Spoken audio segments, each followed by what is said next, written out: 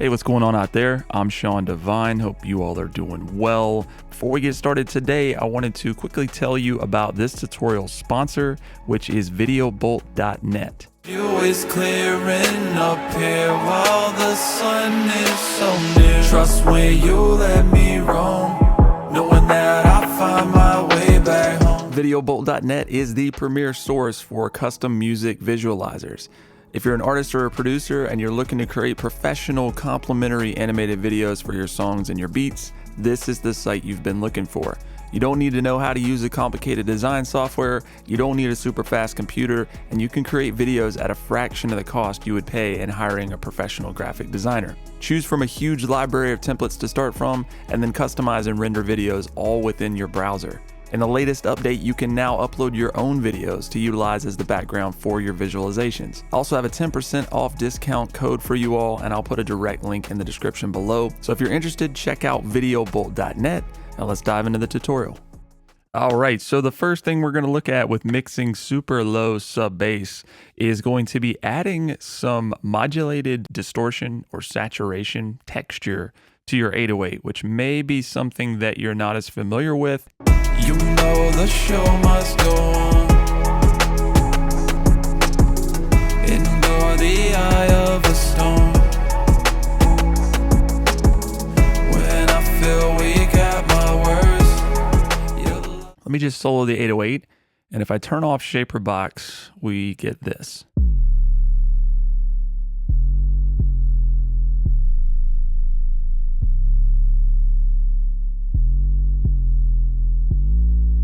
So just a nice clean 808. There's not a lot going on really above about 250 or so.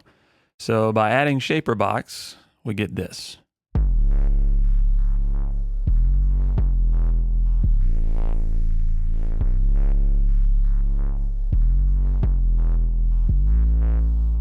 Not only are we adding some of that harmonic content, you're going to be able to, hear this on laptops, smaller computer speakers, but we've also got that rhythmic modulation that's happening on both the crush as well as the drive. And then I'm also panning the high mids and the upper end of this sound. So if you watch here, I've got the split at 660 hertz, and all that saturated content, we're just panning back and forth.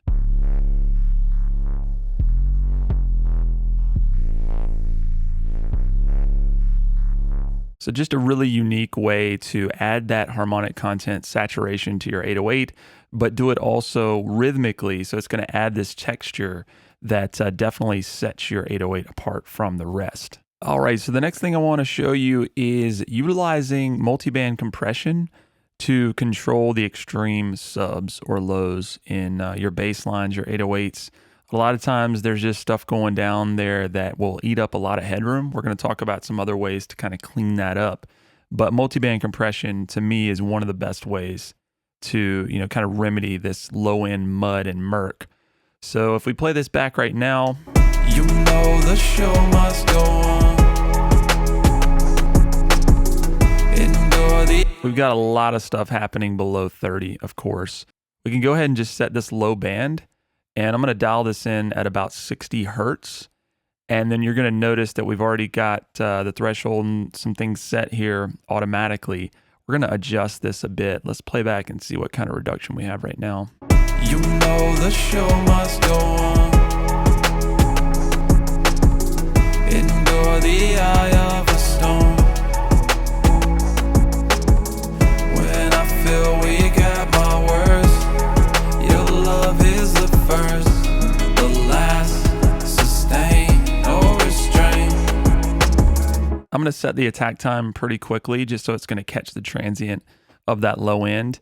And just adjusting the range so that when we hit that really low note that's going into the 30, 25 territory, really creating a lot of murk, that compressor is just going to grab that and keep it more controlled. Obviously, when we compress this, it's just going to attenuate the level of a lot of the lows, make it quieter. So we're going to limit the dynamic range, that's compression, but now we're going to actually bring the volume up. So we'll just bring that up to, maybe, let's say 2 dB. And what we're doing is we're just compressing it and then we're keeping everything a lot more consistent. It's going to make that just sit better in the mix with this compression happening. You know the show must go on.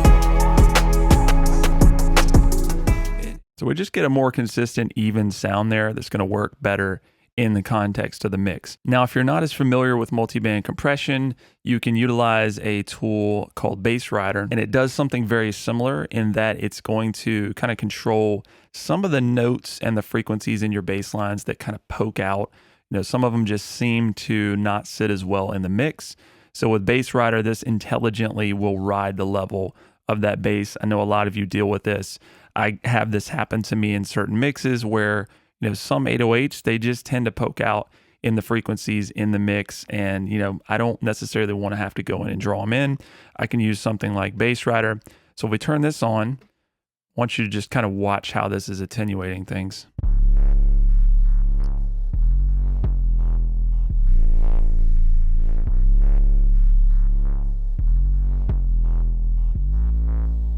So you can see on that last note, that's going to play back a little bit louder. It's going to be perceived a little bit more in the mix. So Bass Rider will just actively kind of bring that back.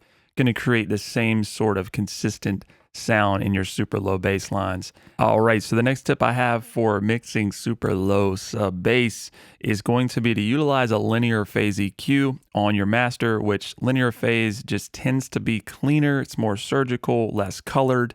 And it's going to, you know, accomplish this in a better manner than a typical EQ would, generally speaking. So we've talked about setting high-pass filters on your stereo bus or the master bus to just kind of clean out that low end. And, you know, I've seen some people out here who have suggested cutting, you know, 50 and even higher than that. For this style of music, I would not recommend that in any way, shape, or form. But it is very useful to cut lower, like say below 30, or in most cases for me, it's more towards 25 and anything below 20. And some of you are going to have a lot of trouble kind of picking up how much of that is even happening in your mix. You know, number one, you're not really going to hear that. Even if you have a sub, it's going to be difficult to kind of pick up on that. I'm going to show you how you can still kind of pick up on this, and also how much you can gain in terms of your overall mix loudness and maximization by doing a cut like this. So first of all, if I just turn off this linear EQ, I want you to just listen closely here. You know the show must go on. Endure the eye of the storm. When I feel weak at my worst, your love is the first.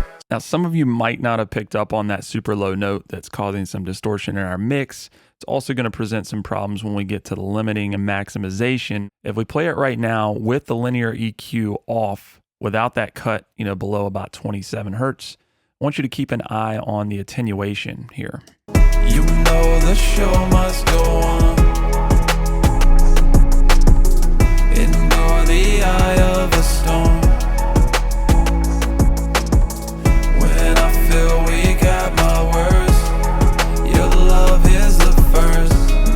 Okay, so on that super low note, we're getting about 3.7 dB of reduction, which that's not, you know, an incredible amount for a transparent limiter like this, but it's quite a bit.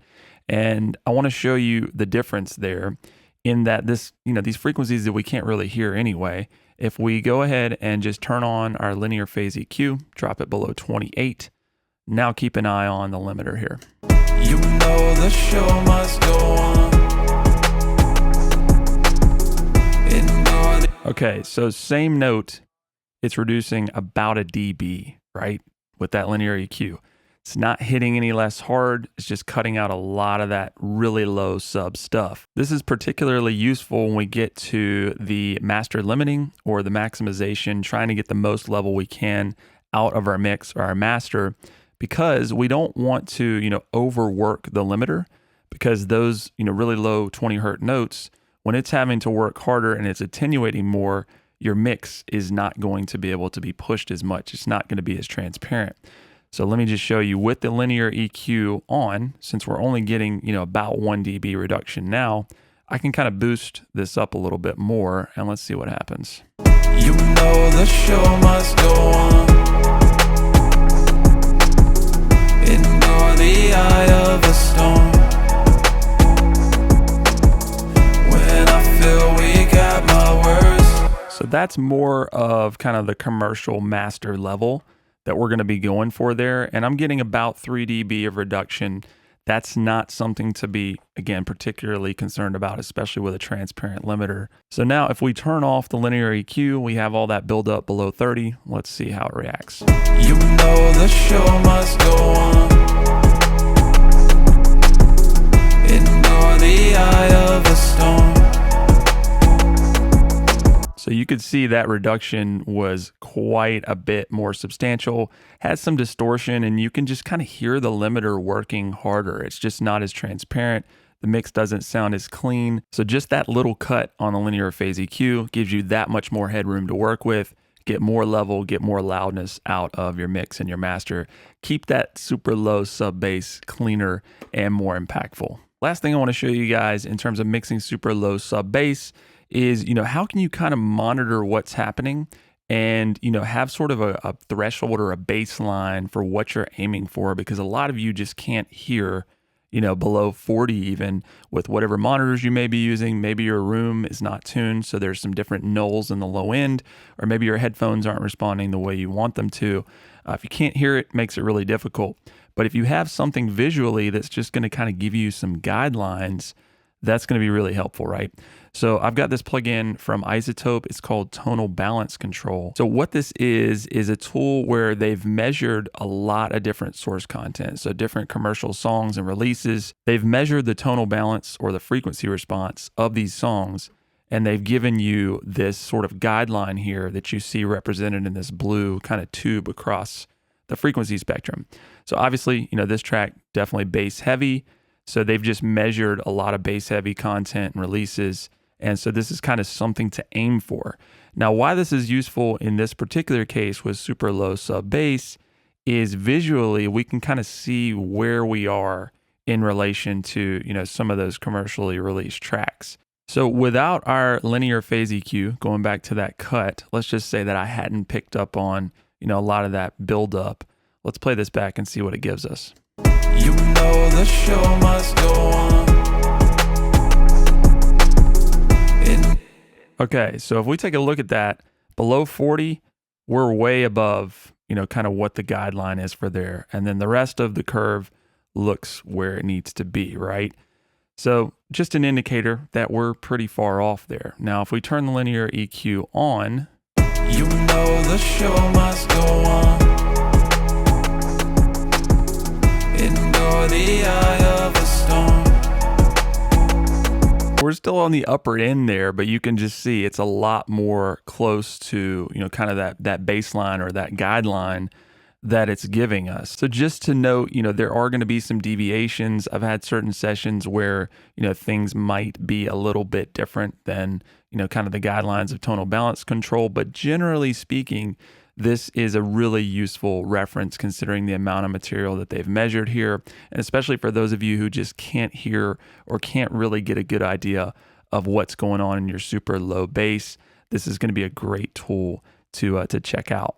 All right, y'all, so check out some of these tips that we talked about for mixing super low sub bass. I know this is definitely going to help you get a cleaner low end, more impactful, but also just controlled in a way that more of what's going on down there, and you're not going to let it kind of take over or affect your mix or your master in a negative way. So if you have any questions about mixing your low end, feel free to leave a comment below. If you learned anything in the video, please like, subscribe, and consider sharing. We'll talk to you soon. It's real, view is clearing up here while the sun is so near. Trust when you let me roam.